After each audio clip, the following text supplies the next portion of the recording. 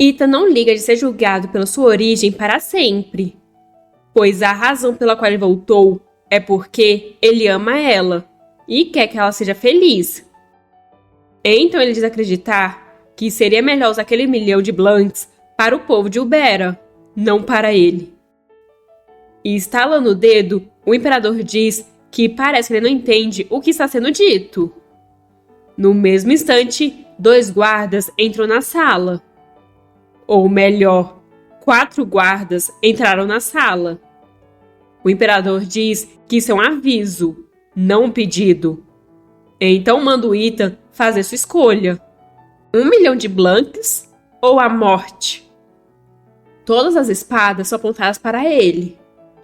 Vendo como Carnot está tomando medidas tão extremas, parece que ele está totalmente ciente que seu fim está próximo. E está tentando solidificar o poder dos Milanês antes de morrer para garantir o futuro da família imperial. No entanto, ele não tem ideia do que os filhos dele querem. Então, antes de decidir, ele gostaria de fazer uma pergunta. Se o imperador tivesse a mesma escolha, ele deixaria de lado a antiga imperatriz? O imperador tenta falar alguma coisa, mas não consegue. Ele apenas manda o Ethan escolher entre a vida e a morte. Essa é a encruzilhada em que o Ethan está atualmente. E o imperador espera que ele faça a escolha certa. Dorothea está ansiosa, pensando que talvez fosse melhor se ela verificasse as coisas ela mesma, em vez de ficar esperando assim. Mas então, Clara entra desesperada, avisando que algo terrível aconteceu. O Ethan foi banido. Antes, o Ethan disse que era hora de enfrentar o inevitável. Era como se ele também soubesse que em algum momento o Carnon iria separá-los. Então ela implorou que ele não fosse e ficasse ao seu lado. Mas o Ethan disse que estava indo para poder ficar ao lado dela. Então pediu para ela acreditar nele. Dorothea esperava que isso acontecesse, mas foi tudo muito repentino. Clara pergunta se ela está bem, tirando ela de seu transe. Agarrando a Clara, ela diz que precisa ir até o Ethan imediatamente. Então pergunta onde ele está. A lua ilumina o Pacífico Oceano. Alguém anda pela praia e vemos ser o Ethan, que pensa que sabia que isso aconteceria algum dia. Mas teria sido bom ver a Dorothea mais uma vez antes de partir.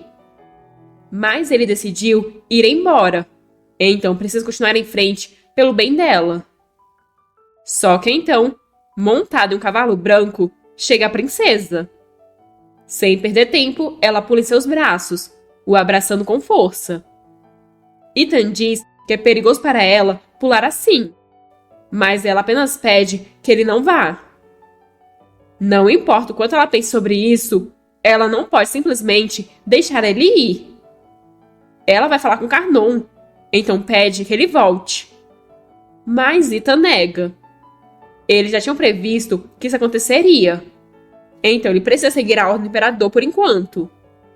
Mas Dorothea fica desolada com isso. Ela se desculpa por não conseguir manter sua promessa. Mas Ethan nem sabe que promessa é essa. Até que ele se lembra que ela prometeu que não importava o que acontecesse, ela não deixaria ele sozinho. Abraçando ela, ele diz se sentir da mesma forma, já que ele disse que sempre ficaria ao lado dela. Então ele também se desculpa. Ele só está deixando ela temporariamente para que ele possa ficar ao lado dela mais tarde. Muita coisa mudou em relação ao passado. A guerra começará em breve, então eles poderiam saber qual estratégia Nerel tem na manga. Mas Dorothea não tem nenhuma influência sobre as forças militares. Além disso, Ethan não é um duque, nem um herdeiro como era no passado. E não conseguiu subornar nenhuma fonte. Então Dorothea tem que começar a adquirir poder militar imediatamente, antes da guerra. Dorothea pergunta a respeito dele, e ele diz que vai fazer o que puder por ela.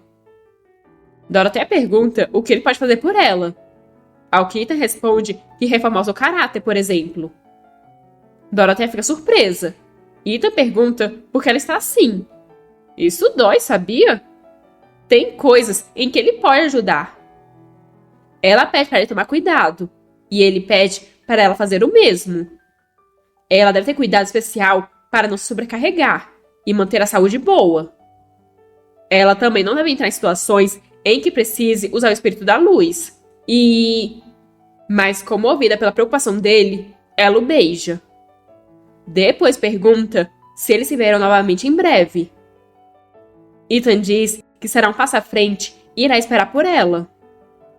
Ele então dá um beijo de despedida na testa dela e diz que até eles se encontrarem novamente. O dia seguinte começou com chuva. O imperador está tossindo. Alguém pergunta por que ele baniu Ethan, e ele diz que foi pro bem dela. Aquele homem não vai ajudá-la em nada, e Dorothea também sabe disso. Ela pergunta se foi por isso que o imperador expulsou o Ethan, e o imperador responde que o Ethan concordou e levou 1 milhão de Blanks com ele. Então Dorothea deveria pensar nisso como um acordo mutuamente benéfico. Dorothea pensa que o imperador deu esse dinheiro pro Ethan para se sentir melhor, mas agora está dizendo que fez isso por ela. Ele manda ela cuidar de suas responsabilidades. E Dorothea pergunta se tudo que ele faz é por ela, o que prontamente ele concorda. Dorothea então pede que ele deixe ela participar do próximo treinamento militar. Theon está folheando o livro enquanto se pergunta o que exatamente está acontecendo ali. Ele tem certeza de que sentiu o espírito de luz naquela época, mas porque o poder do espírito viria do broche da princesa. Não poderia ter sido a princesa usando seu poder inconscientemente. Aquela sensação do poder das trevas desaparecendo com um simples toque foi uma sensação diferente de quando a princesa ou o rei purificaram ele. E ela diz que era um presente do Ethan. Conhecendo ele, ele poderia estar escondendo algo. Rei o cumprimenta calorosamente. Theon pergunta como ele está se sentindo. E Rei responde que, além de não se lembrar de nada, ele está bem. Mas pergunta o que o Theon está fazendo na biblioteca. Theon responde que estava fazendo uma pesquisa sobre os espíritos. E Rei comenta que o Theon disse que ele o purificou com o espírito da luz no passado. Então se desculpa por não poder fazer isso agora. Theon diz que não é culpa do rei, então ele não precisa se desculpar. Mas agora que ele mencionou, tem algo que o Theon gostaria de perguntar a ele. É possível conter um espírito em um objeto? Rei diz não ter certeza, mas duvida que seja possível. Se alguém pudesse imbuir um objeto com o poder de um espírito, isso significa que outros também poderiam usar o poder do espírito. Se isso fosse possível, ele teria compartilhado o poder do espírito com a Dorothea desde o início, sem nem hesitar. Theon achou que o rei tinha perdido todas as memórias, mas esse não parece ser o caso. Então ele se pergunta se as memórias do rei estão apenas confusas. Mas então o rei se lembra de já ter ouvido falar de uma joia imbuída com o poder do espírito da luz. Só que Theon lembra que isso desapareceu há 100 anos. Rei diz que talvez alguém tenha isso agora, mas Theon diz que não tem chance. Se o palácio soubesse da existência de uma pedra espiritual, teriam procurado por isso. Além disso, se alguém tivesse a pedra, por que esconderia? Se bem que agora que ele parar pra pensar nisso, tinha um espaço dentro do broche, onde algo poderia ser escondido. Então a pedra espiritual poderia estar dentro daquele broche. Isso explicaria por que a princesa usa o broche em todos os eventos, já que sem a pedra do espírito, ela não seria capaz de conjurar o espírito. O despertar tardio, aquele presente e o broche que ela sempre usa. Tudo isso indica que a princesa tem a pedra do espírito da luz. Então ele se purificou quando tocou o broche, porque a pedra do espírito da luz tem poder bruto. Mas só porque alguém tem a pedra do espírito, não significa que ela possa usar seu poder perfeitamente. A família Fred transmitiu a Pedra das Trevas. Mas somente quem tem um contrato com o espírito ou que pode conjurá-lo consegue usar a pedra do espírito para ampliar e ressoar seu poder. Somente aqueles que podem manejar o espírito com grande habilidade podem usar a pedra. Então é por isso que ele não conseguiu nem tocar. Mas é possível que a princesa tenha uma habilidade tão forte quando ela acabou de despertar seus poderes? Rei pergunta o que houve, pois o rosto dele se tornou sombrio. Mas Theon apenas diz não ser nada. Já em casa, Theon está ofegante. O poder da pedra espiritual é avassalador, então ele não consegue controlar isso. Ele larga a pedra e fecha a caixa. Assim como ele esperava, não é algo que ele possa simplesmente usar, porque pode manejar o espírito. Ele sabia que não conseguia exercer esse poder ainda. Nesse caso, a Dorothea deve ser um especialista em manejar o espírito. Mas ela só usa o poder da luz em eventos reais. Ela nunca demonstrou um poder tão grande desde o seu despertar. É porque ela está sendo cuidadosa com o rei? Mas mais importante, porque ela se esconde na pedra do espírito. E onde ela obteve uma pedra que desapareceu há mais de 100 anos? Ele tem muitas perguntas e questiona se deveria perguntar para Dorothea diretamente. Alguém bate na porta e pergunta se o Theon está dormindo. Theon pergunta o que foi e a pessoa passa uma carta por baixo da porta, informando que ele recebeu aquilo. Theon pergunta de quem é, mas o servo diz não ter certeza. Uma criança deu para ele, dizendo que foi pedido para entregar ali. Isso irritou ele, então ele considerou jogar fora. Mas ele achou que o Theon deveria ver primeiro e decidir. Theon então pega para olhar, enquanto se pergunta quem teria enviado uma carta a essa hora. Após ler a carta, Theon fica surpreso. A carta diz saber que ele pode manejar o espírito das trevas, e também que ele sofre muito devido à baixa afinidade com o espírito. A pessoa diz imaginar que ele já conhece o método para aumentar a afinidade com o espírito. Então, se ele estiver disposto a correr esse risco, deve trazer a pedra do espírito das trevas para os subúrbios de Lampas na noite da próxima lua cheia. Mas ele deve ir sozinho. Dorothea está vendo o trem dos cavaleiros. Ela está ali parada mais uma vez. De repente, alguém a chama. A pessoa em questão é o Arthur, capitão da Ordem do Esplendor. Ele disse que não tinha ideia de que ela tinha tanta consideração pelos militares. E em resposta, Dorothea diz que ele elogia demais. O capitão então diz que parece que ela tem mais conhecimento militar do que os cavaleiros e generais deles. Então ela deve estar bastante interessada no assunto. Dorothea diz que, afinal, proteger as fronteiras é um trabalho importante para o Império. Arthur diz ser ouvido que ela diz que Hark estava fazendo movimentos suspeitos durante a reunião dos nobres. Então pergunta se ela acredita que uma guerra realmente vai estourar. Dorothea explica que, com a saúde do imperador piorando e a memória do príncipe herdeiro falhando, não seria estranho se algo acontecesse. Ela está mantendo todas as possibilidades em mente, incluindo a possibilidade de guerra. Observando a expressão séria dela e sua vontade firme, ele pensa que ela é realmente diferente em comparação com outros nobres. Ela tem uma presença impressionante, apesar de ainda ser jovem. Ela pode ser a candidata perfeita para liderar o exército. Ele diz que, pelo que ouviu falar, a habilidade dela com a espada não fica atrás de qualquer cavaleiro. Então, se ela não se importa, poderia mostrar sua habilidade para aumentar a moral dos soldados?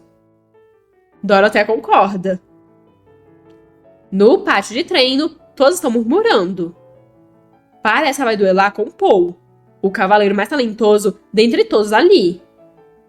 Ele sabe que o Steph a treinou, mas ainda assim acham que isso será desvantajoso para ela. Honestamente, como uma princesa poderia derrotar um cavaleiro experiente? Paul diz que é uma honra poder duelar com ela, e Dorothea diz que ouviu que ele é bastante habilidoso. Já faz algum tempo que ela não segura uma espada, mas ela espera que ele ataque com seu melhor.